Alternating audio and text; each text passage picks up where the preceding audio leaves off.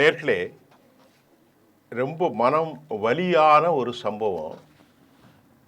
தமிழ்நாட்டில் 41 பேர் கரூர் விபத்தில் குழந்தைகள் முதல் பலர் கொத்து கொத்தாக கொல்லப்பட்டு போனார்கள். அதற்கு காரணம் நடிகர் விஜய் என்று சொல்லப்பட்டது. நடிகர் விஜய் சார்பில் போலீஸை குறை சொன்னார்கள். எஸ்ஐடி என்று சொல்லக்கூடிய ஸ்பெஷல் இன்வெஸ்டிகேஷன் டீம் ஒன்று உருவாக்கப்பட்டது. அது வழக்கில் சிபிஐக்கு கைமாறி இருக்கிறது. இறந்தது என்னவோ 41 பேர். இதில் அரசியல் செய்வதற்கு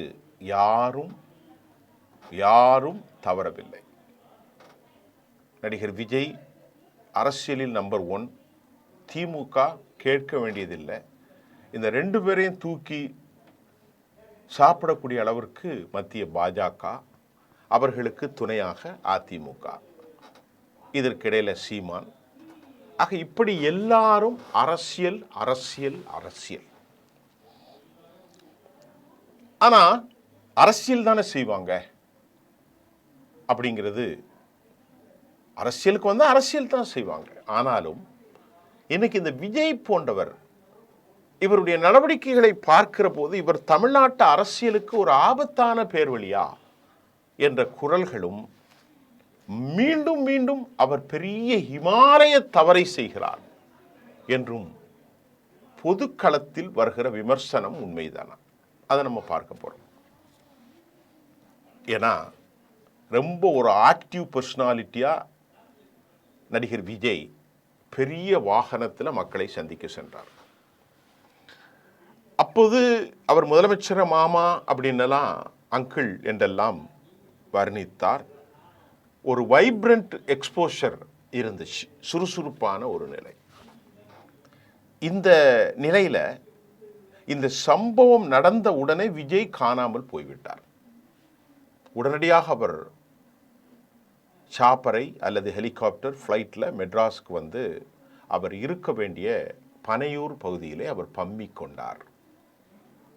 மீதி அவர் கட்சியில் ஆதவ் அர்ஜுன், ராஜ்மோகன், ஜான் ஆரோக்கியசாமி, புஷி ஆனந்த் இவர்களெல்லாம் காணலை. இதெல்லாம் இப்போது போய்கிட்டு இருக்கு. ஒரு மாதமாக அதுக்கு மேலேயோ போய்கிட்டு இருக்கு. எங்கே இருக்கிறாங்கங்கிறதே தெரியல. இந்த ஆதவ் அர்ஜுனா மட்டும்தான் கொஞ்சம் கொஞ்சம் தலையை காட்டிக்கிட்டு இருக்காரு. அதுக்கு வேறு காரணங்களும் உண்டு. இன்றைக்கு நடிகர் விஜய் அங்கே இருந்திருக்கணும். என்னதான் போனாலும் அவர் கரூரில் இல்லை, ஆனால் பக்கத்தில் திருச்சியில் இருந்திருக்கலாம், மதுரையில் இருந்திருக்கலாம், இருந்து போயிருக்கலாம், அல்லது சென்னையிலிருந்து உடனடியாக போயிருக்கலாம், தன் சகாக்களை அழைத்து சென்றிருக்கலாம் என்று பலர் கூறுவதில் நியாயம் இருக்கிறது. ஏன்னா இது கானாவும் அல்ல, மேற்கு ஆப்பிரிக்காவும் அல்ல. அந்த அளவுக்கு டெமோக்ரஸி அழிந்து போகிற ஒரு சூழல் இல்லை. திமுக அரசு சில அரசியல்களை செய்வார்கள்.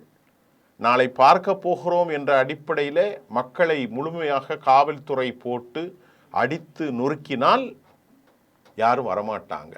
இவர் பாதிக்கப்பட்டவர்களை ஒரு இடத்துக்கு வர சொல்லி பார்த்திருக்கலாம்.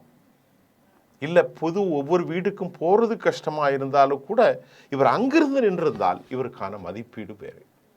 ஹாஸ்பிட்டலுக்கும் வரவில்லை, இவர் மட்டும் வரலண்டா கூட பரவாயில்ல, பஸ்ஸில் போய் இறங்கினா கூட கண்டுபிடிக்க முடியாத தலைவர்கள் தான் அங்கே இருக்கிறார்கள். ஆதவ் அர்ஜுனு, புஷி ஆனந்த், ஜான் ஆரோக்கியசாமி, நிதிஷ் குமார், அவர் பேர் என்ன, ஐடி பிரிவில் சிஐடி நிர்மல் குமார், இவங்கெல்லாம் யாருமே இல்லையே. இது ரொம்ப வலி. ஆனாலும் திமுக சதி செய்தது என்பது ஒரு பக்கம் தூக்கி வச்சிருவோம், அப்படியே வைத்துக்கொள்வோம். செந்தில் பாலாஜி வந்துட்டார், போயிட்டார், போலீஸை தூண்டி விட்டார்கள், அதெல்லாம் ஒரு பக்கம் வச்சுக்குவோம். அது ஒரு வாதத்தை வச்சுக்கிறோம். உனது தரப்பில் நீ என்ன செஞ்சிருக்க அப்படிங்கிறதான் கேள்வி. உன்னை பார்க்க வந்தார்கள், உன்னால் காத்து கிடந்தார்கள். 3 மணிக்கு காலையில் 8:45 வர வேண்டியவன் மதியானம் 2 மணிக்கு வந்திருக்க. இன்னொரு இடத்துல 1:30 மணிக்கு 12 மணிக்கு வர வேண்டியவன் மாலை 4 மணிக்கு 7 மணிக்கு போயிருக்கான். 4 மணி நேரம் 5 மணி நேரம் தாமதம். கூட்டத்துக்கான டைமில் தான் சென்னையிலேருந்து புறப்பட்டு 4 hours ரேலியில் வர்றான் திருச்சியிலேருந்துங்க. அவ்வளவு தப்பையும் நியூஸ் செஞ்சுட்டு திமுக போலீஸ் துறையை குறித்து நாம் விசாரிப்பது வேறு பக்கம். மறுபடியும் என்னுடைய கருத்தை பார்த்துக்கிடுங்க. அவங்க செஞ்சது தப்பு, அவங்க உண்மையிலேயே காவல்துறை கொடுக்கலையா, 500 பேர் எத்தனை பேர், 500 பேரில் எவ்வளோ பேர் பேட்டில் இருந்தாங்க என்பதை தாண்டி இந்த மரணத்திற்கு நீ என்ன செஞ்ச? ஸ்பாட்டில் இருந்தியா? ஏன் ஓடி போனா? எதற்கு உன்னுடைய தலைவர்களை இன்று வரை காணவில்லை? பனையூரிலிருந்து எங்கேயாவது பட்டணப்பாக்கத்தில் போய் பம்மி கொண்டது என்ன? ஒரு மீடியாவையும் பிரஸ்ஸையும் கூட நீ சந்திக்க ஏன் முன் வரல? ஏன் விளக்கம் கொடுக்கல? இன்று பல பல கேள்விகள் தொங்கி இருக்குதுங்க. இதுக்கு இடையில பல குடும்பத்தினர் நடிகர் விஜய் சந்திக்க முன்வராதால் இந்த சந்திப்பு தள்ளி போகலாம் என்று கூறப்பட்டிருந்தது. இந்த நடிகர் அரசியல்வாதிமான இந்த விஜய் தமிழக வெற்றி கழகத்தின் சார்பில் இந்த கூட்டணியில் நாம் ஏற்கனவே சொன்னோம், 41 பேர் உயிரிழந்தார்கள். நடிகர் விஜய் அவங்கள சந்திக்கணும். இன்னைக்கு வந்திருக்கக்கூடிய செய்தி நேற்றிலிருந்து சில உறவினர்களிடையே இந்த சந்திப்பு குறித்து அதிருப்தி இருப்பதாகவும் செய்திகள் வந்திருக்கிறது. இதுக்கு இடையில இன்னைக்கு திங்கட்கிழமை காலை 49 குடும்பத்தினரும் நேற்று ஞாயிற்றுக்கிழமை பிற்பகலுக்குள் சென்னையில் அருகே உள்ள மகாபலிபுரத்திற்கு அழைத்து வரப்பட்டுள்ளார்கள். இன்றைக்கு திங்கட்கிழமை நடிகர் விஜய் அவர்களை சந்திக்கிறார். மதிய உணவுக்கு பிறகு அவர்கள் புறப்படுவார்கள் என்றும் டிவிகே தலைவர்களில் ஒருவர் தெரிவித்திருக்கிறார். சந்திப்பிற்கு ஒரு ரெசார்ட் பெரிய அளவில் முன்பதிவு செய்யப்பட்டிருக்கிறது. இந்த சந்திப்பு அந்த ரெசார்ட்டின் அரங்கில் நடைபெறுமா அல்லது விஜய் ஒவ்வொரு குடும்பத்தினரையும் தனித்தனியாக சந்தித்து பேச போகிறாரா என்பது குறித்து இன்னுமே முடிவு செய்யல. அவன் எப்பதான் முடிவு செய்வாங்கிறது யாருக்கும் தெரியாது. டிவிகேயினுடைய மூத்த நிர்வாகி ஒருத்தர் என்ன சொல்றாருன்னா, 20 குடும்பங்கள் இந்த சந்திப்பில் கலந்து கொள்ள சம்மதம் தெரிவித்துள்ளார்கள். மீதமுள்ள 21 குடும்பங்களும் இவரை சந்திக்கிறதுக்கு வர மறுத்து விட்டார்கள். சில குடும்பங்கள் நடிகர் விஜய் தங்கள் வீடுகளுக்கே வந்து சந்திப்பதற்கு பதிலாக நான் யாயா சென்னைக்கு வரணும் என கேள்வி எழுப்புகிறார்கள். அதான முக்கியம். செத்தவன் வீட்டுக்கு போய் மரணம் விசாரிப்பதை விட்டுட்டு இவனை பார்க்கறதுக்கு அவன் எப்படி வருவான் அப்படிங்கிற கேள்வியும் பலர் எழுப்புகிறார்கள். குறிப்பாக வெள்ளிக்கிழமை காலை கடந்த 2 தினங்கள் புயல் எச்சரிக்கை விடப்பட்டது. இன்னைக்கு திங்கட்கிழமை சென்னைக்கு இந்த புயல் எச்சரிக்கையின் நிலையில் மழை பெய்து கொண்டிருப்பது அவர்களை வரவழைப்பது ஏன் என்றும் சில குடும்பங்கள் கேள்வி எழுப்பியுள்ளார்கள். அதோடு நாங்கள் 30வது நாள் காரியங்களை எல்லாம் செய்ய வேண்டும், அப்படிப்பட்ட ஒரு சூழல் நாங்கள் எப்படி விஜயை பார்க்க முடியும் என்ற கேள்வியும் அவர்கள் எழுப்பியிருக்கிறார்களாம். இதனால் பாதிக்கப்பட்ட மக்களை சந்திக்கும் இந்த விஜயின் திட்டம் தள்ளி போகலாம் என்றும் அந்த செய்தி வந்திருக்கிறது. இன்னைக்கு மாலை தான் அவங்க எல்லாம் வந்தாங்களா போனார்களா என்பது வேறு விவகாரம். செப்டம்பர் 27 அன்று கரூரில் ஏற்பட்ட இந்த நெரிசலில் தான் 41 பேர் இறந்தார்கள். இதில் 10 குழந்தைகளுங்க, பல பெண்கள். எந்த நிகழ்ச்சியிலையும் இதுக்கு பின்பு இது குறித்து ஒரு பேட்டி கூட பொதுவாக தெளிவாக கொடுக்கல விஜய். எந்த பொது நிகழ்ச்சியும் கலந்து கொண்டுள்ள கட்சி நடவடிக்கைகளுக்கு காலவரைண்டு அவர் நிறுத்தி வச்சிட்டாரு. மாமல்லபுரம் கூட்டம் பாதிக்கப்பட்ட குடும்பங்களுக்கு கட்சியின் அரசியல் செயல்பாடுகளுக்கும் ஒரு தீர்வு என்று அந்த பாசிட்டிவான சிலவர்கள் அறிவித்து தெரிவிக்கிறார்கள். இந்த 39 குடும்பங்களுக்கு ஏற்கனவே தமிழக வெற்றி கழகத்தின் சார்பில் தலா 20 லட்சம் வழங்கப்பட்டுள்ளதாகவும் செய்தி வருகிறது. எஞ்சிய 2 குடும்பங்களுக்கு சில காரணங்களால் பணம் தருவது தாமதமாகி இருக்கிறதா. அங்கே யாராவது பங்கு போடுறதுக்கு போட்டி வந்திருப்பான் செத்த வீட்டில். அனைத்து குடும்பங்களையும் திங்கட்கிழமை சென்னை கூட்டத்தில் கலந்து கொள்ள கட்சி தலைவர்கள் சம்மதிக்க வைப்பார்கள் என விஜய் நம்புவதாகவும் அந்த செய்தி வருதுங்க. இந்த நிகழ்வை நடிகர் விஜய் தனிப்பட்ட முறையில் ஏற்பாடு செய்ததாக கட்சி தெரிவித்தாலும் பாதிக்கப்பட்ட குடும்பங்களை கரூரில் உள்ள அவர்கள் வீடுகளுக்கு சென்று சந்திக்காமல் சென்னை மகாபலிபுரத்தில் இருக்கும் கடலோர ரெசார்ட்டுக்கு வர வைப்பது இது பொதுமக்களுக்கு ஒரு நல்ல வரவேற்பை பெறாது என்று அந்த கட்சியில் இருக்கக்கூடிய பலரும் தனிப்பட்ட முறையில் இதை ஒப்புக்கொள்கிறார்கள். இன்னைக்கு அதுதான் பேசுகிறான். இதையெல்லாம் கவனமாக கையாண்டிருக்கலாம் என ஒரு மூத்த டிவிகேயினுடைய தலைவர் ஒருவரும் கூட கருத்து தெரிவிச்சிருக்கிறார். இன்னும் பல குடும்பத்தினர் விஜயை சந்திக்க முன் வராதால் இன்னைக்கு நடக்குமா என்னங்கிறது நமக்கு இன்னும் பல கேள்விகளை எழுப்பியிருக்கிறது. தலையில் மண்ணை வாரி போட்ட கதையாக இப்படி ஒரு அரசியல் தலைவனை உலகம் காணவில்லை.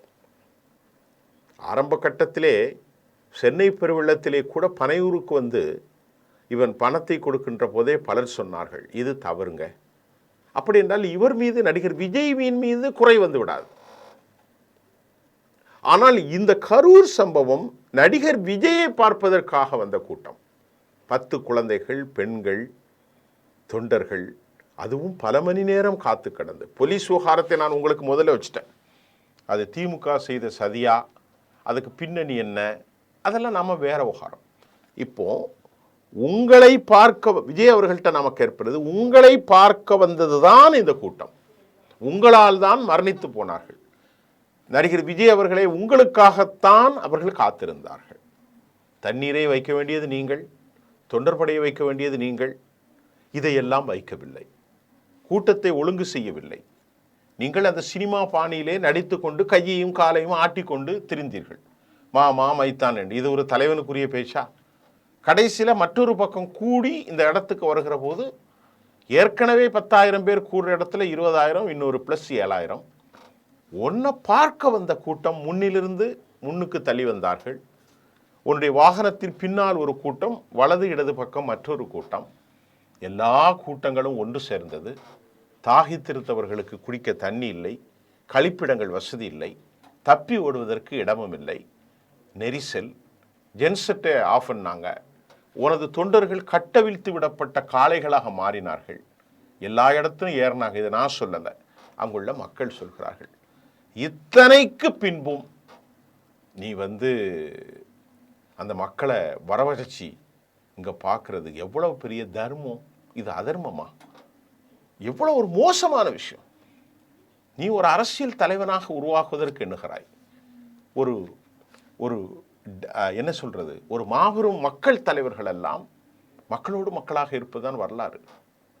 பெருந்தலைவர் காமராஜர் அவர்கள், டாக்டர் எம்ஜிஆர் அவர்கள், செல்வி ஜெயலலிதா அவர்கள், கருணாநிதி, இப்படி பல தலைவர்கள், ராஜாஜி, பக்தவச்சலம், தமிழ்நாட்டில் எத்தனை தலைவர்கள் இருக்கிறார்கள்.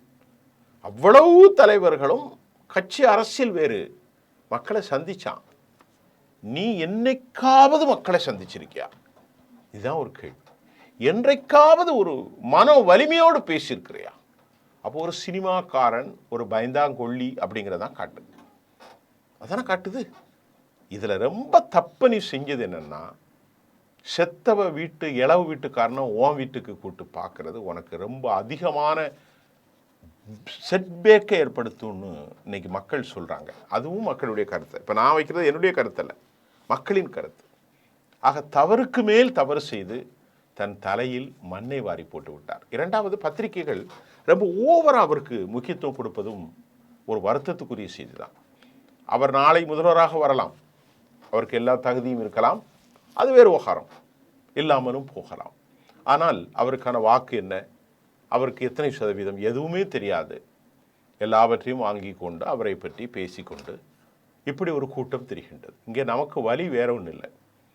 மாண்டவர் ஒருபோதும் மீளப் போவதில்லை. அவர்கள் திரும்பி வரப்போவதில்லை. குழந்தை இழந்தவள், தாய் இழந்தவள், அண்ணன், தம்பி, சகோதரர், கணவன், மனைவி எல்லாவற்றையும் இழந்தவர்கள் அந்த 41 இருக்கிறார்கள். திருமணம் நிச்சயிக்கப்பட்ட இளம் காதல் தம்பதிகளும் இருக்கிறார்கள். நீ என்ன செய்யணும்? மெல்ல அறிவிப்பின்றாமல் ஒவ்வொரு வீட்டுக்கா போகலாம். நீ எதுக்கு அறிவிப்பு கொடுக்கணும்? உலகத்து வரலாற்றில் மிக முக்கியமான ஆளுமைகள் எல்லாம் இருக்கிறார்கள். அந்த வரலாறுலாம் உனக்கு தெரியவும் செய்யாது. சினிமாக்காரன் வந்து புத்தி இப்படித்தான் இருக்குமா அப்படின்னு தான் இப்போ பலர் பேசுகிறாங்க. சிறியார் விளைத்த வெள்ளாமை வீடு வந்து சேராது ராஜா. தப்புக்கு மேலே தப்பு, தப்புக்கு மேலே தப்பு.